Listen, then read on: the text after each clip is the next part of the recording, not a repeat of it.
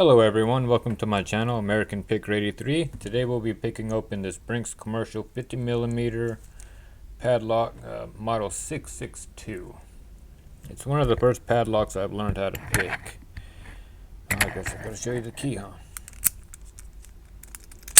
Alright, the key works. Here's the key bitting. It's a 4-pin lock with spools in there. I'll be using a 40,000th pry bar, top of the keyway, and a steep hook in 25 thousandths. Nothing on one. Two's binding.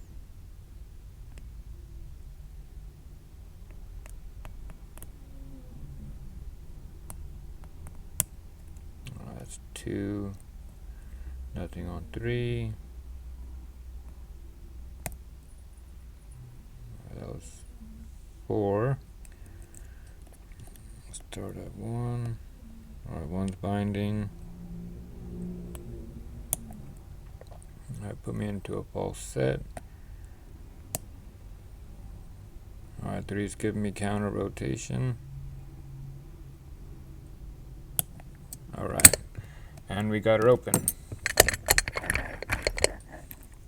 Alright, that's all I have for you guys today. Thank you very much for watching.